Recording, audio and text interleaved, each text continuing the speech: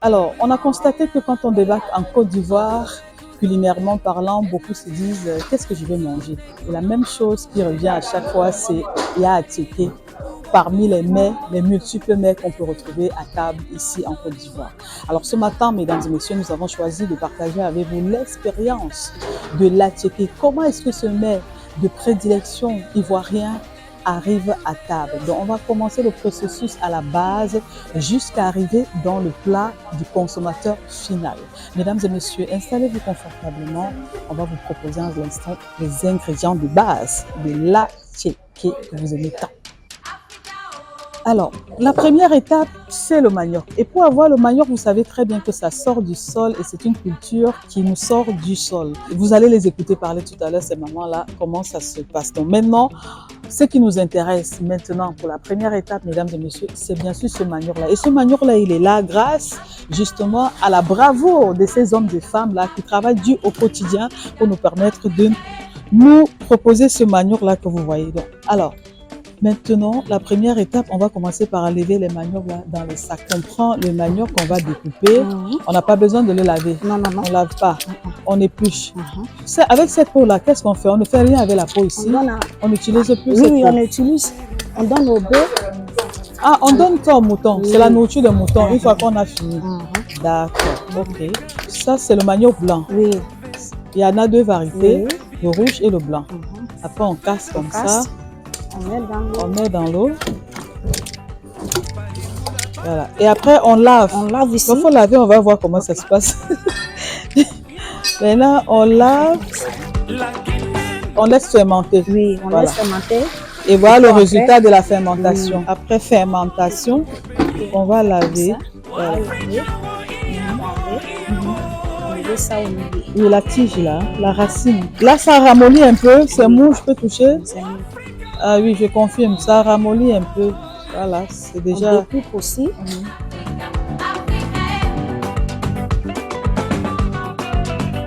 On mélange. Oui. Ah, on découpe ce qui a été fermenté. On mélange avec ce qui est encore cru. Oui, comme ça. On met là. Oui. On met huile. Oui, on met huile. Huile rouge. L'huile rouge. Oui. Ok. Pourquoi l'huile là n'a pas la couleur rouge? Non. Ça a été chauffé? Oui, ça a été chauffé. Voilà. Comme ça. Donc, on va mettre l'huile chauffée.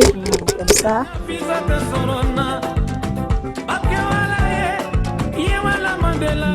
Comme ça. Voilà. Donc, ça, c'est l'huile qui a été préchauffée. On va aider là. On va mettre ça là comme ça. Oui. On mélange. Oui.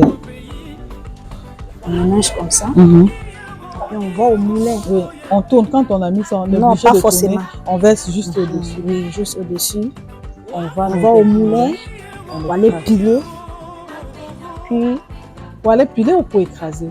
Bon, c'est la même chose. Ok, d'accord. Et puis, monter et capiser, c'est la même chose.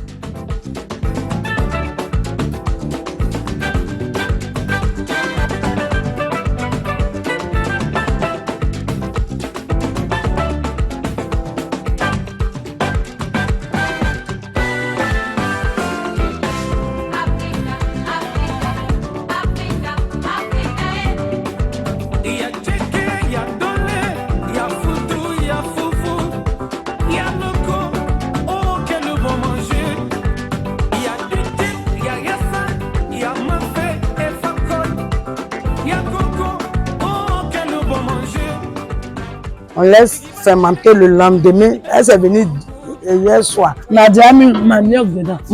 Tu vois, non? Maintenant, je mets en bas de la machine. Et je presse ça. Bon, comme déjà l'eau là est finie dedans. Maintenant, quand je fais ça, quand l'eau sort, que je touche que c'est sec là, on enlève. Maintenant, je retire ça. Et ça doit passer combien de temps ici là? Non, ça ne dure pas. Ça dure pas. Ça dure 5 minutes. On enlève. Et on enlève. Et quand on enlève, la prochaine étape, c'est quoi? Donc quand on enlève ça, cette forme-ci, c'est aplati. Et je peux voir qu'il y a encore un peu de l'eau là-dessus. C'est encore frais. Non, pas frais. C'est encore dur. Oui, c'est dur parce que c'est séché. Il n'y a plus d'eau.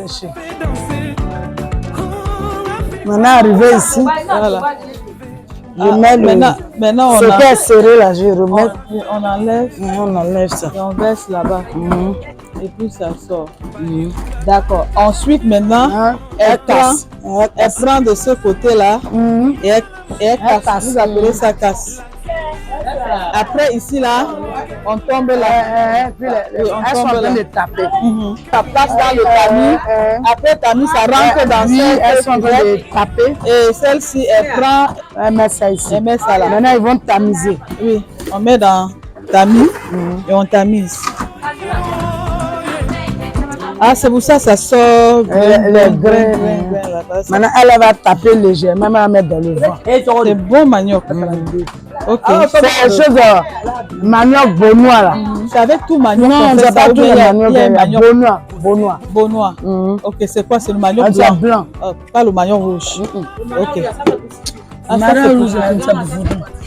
D'accord. Donc il y a deux variétés. Il n'y a pas manioc noir. Non, c'est rouge et blanc.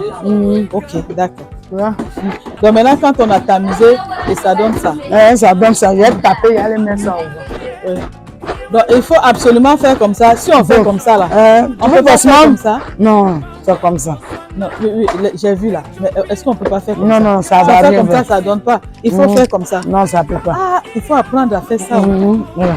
C'est pas facile, Voilà. Okay. Et après ça, prochaine étape, après ça, qu'est-ce qu'on fait? Non, les grains naturels, la manière ça sort. Oui, ça fait des petites boules rondes. C'est pour ça qu'on tamise à la verticale. Et après cette étape-là, on vient au séchage.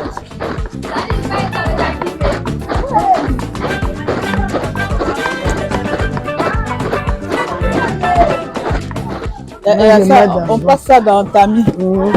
Ça, c'est pour sécher. Oui, ça pour sécher. Ok. Tu as vu comment les grains sont bien. Oui, on sèche.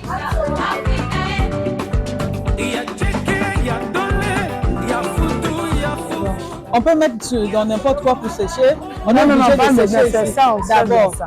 Maintenant, si vous avez une place qui est bien où il n'y a pas de sable, là, tu mets le sachet. Le coin doit être propre, carrelé propre, on nettoie bien. Tu dois sécher là-bas, tu mets le sachet, tu peux mettre sur le sachet. C'est les deux choses, mais pas sur autre chose. Mais c'est celle-là qui est plus bien. Ok, d'accord. La tchéké qui est un plat de prédilection, un plat très important sur la table. Ici en Côte d'Ivoire, nous avons déjà avancé avec le processus. Maintenant, je vous invite, mesdames et messieurs, à bien regarder, à bien observer cette autre étape. Une fois qu'on a fini de tamiser, une fois qu'on a fini d'en sachet, comme vous voyez là, qu'est-ce qu'on doit faire maintenant, maman? La prochaine étape, c'est quoi? Parce qu'on voit là en sachet comme ça. On a préparé, on a fait une attache. Il y a des gens qui prennent des boules comme ça. Et une boule comme ça, on peut déjà vendre ça. Il y en a qui achètent déjà comme ça. Une boule comme ça coûte 800 francs. Oui, et quand on a cette boule, qu'est-ce qu'on fait? Tu arrives à la maison, tu veux manger, tu casses, tu chauffes. Ok, donc tu veux conserver. Voilà, donc là, cette boule, si vous l'avez déjà, vous avez ouvert pour casser. Et ça nous donne ceci. Quand la vapeur sort, tu mets dedans. Donc, quand on casse, on essaie de mietter avec la main comme vous êtes en train de faire. Une fois qu'on a fini de mietter, qu'est-ce qu'on fait? On met de l'eau au feu comme on voit la marmite là-bas. La marmite au feu. Voilà. Mais sauf que sur cette marmite-là, pendant que lui gère ça, sur cette marmite-là, j'ai observé, il y a une cuvette avec comme un tamis au fond. Là. Donc on allume le feu, on met la marmite au feu. Ah d'accord, donc on a une cuvette qui est percée. Donc tu agites ça. Pourquoi c'est percé? Pour que la vapeur vienne en haut. C'est ça qui va faire cuire la tchéké là. Vous avez choisi de mettre plutôt... Voilà, ça c'est quelle matière là? C'est le carton, c'est un carton qui est là. C'est un sac de riz. Et à l'intérieur, il y a quoi? C'est quelle matière qui est dedans? C'est le fer? C'est l'aluminium? D'accord. Oui, donc on peut observer bien qu'il y a de l'eau à l'intérieur de la marmite. On recouvre ça comme ceci. Une fois que ça va chauffer, qu'est-ce qu'on va faire? On va mettre ça. Maintenant, quand la vapeur prend bien, on tourne et puis on attache. Ah, d'accord. C'est pour pré-cuire. Avant d'en on a pré-cuit maintenant. En tout cas, à Tchéké de maintenant, il y a une très grande différence. Le manioc que nous avons vu et ce que nous voyons actuellement, c'est plus la même chose. Parce que à notre temps, au temps de nos mamans, il y avait le manioc qui durait sous terre 2 ans. 2 ans et demi. Le manioc de maintenant, c'est 3 mois, 6 mois. Ça veut que la tiquée, même là, il faut avoir une performance pour avoir de bons grains pour faire de la tiquée. Si tu prends un manioc fermenté de 5 jours, la tiquée est aigre. Or, quand tu prends des manioc fermentés de 3 jours, 2 jours, tu as du bon à tiquer. Donc, ça fait que c'est quand eux ils vont travailler, que nous on est là pour les superviser, pour voir, pour que ça donne un bon goût et que la tiquée soit agréable. Moi, c'est maintenant que j'ai deux garçons qui font la tiquée jusqu'à la cuisson. Et puis maintenant, eux-mêmes ils livrent. Bon, ils avaient des commandes de France, mais de certains, comme c'est compliqué là, ils ont préféré laisser. La majorité, le grand nombre de la tiquée va en Amérique, aux États-Unis, au Sénégal. Une Cameroun, un moment, quand elle passe la commande, et puis elle envoie ça en famille.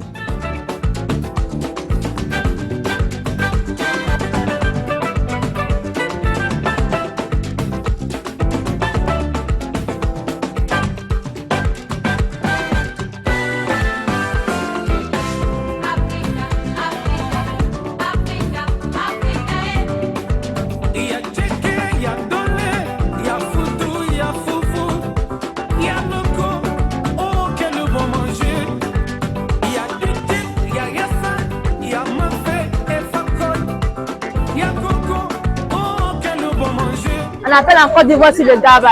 C'est attiqué, mélanger le thon grillé et le piment. Avec le gaba. C'est attiqué 50 façon 200, mais il y a beaucoup de prix. Tu peux attiquer 50 et puis façon 200, tu peux manger. J'aime ça beaucoup, c'est très bon. Ça rassasie beaucoup. Il y a tomate, oignon, timaji, aromate, tout ça là. Bon, c'est les femmes qui font à écouler. Nous les garçons, on fait avec passion. Attiqué, c'est le meilleur recette de la Côte d'Ivoire. Et elle est très douce. Je l'apprécie déjà.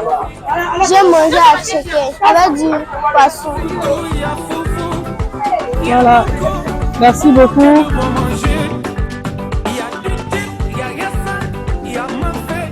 Voilà dans le résultat final de votre attiqué. Mais il y a une petite précision qu'il faut apporter, c'est que ça devient garba quand il y a attiqué, que voici, il y a poisson, il y a piment, il y a tous les assaisonnements là-dessus. À ce moment-là qu'on appelle attiqué, c'est l'information qu'on nous a donnée ici sur place. Je vais m'installer aussi pour manger ce beau plat de la Côte d'Ivoire, qui est attiqué, garba et tout. Donc vous avez compris les explications.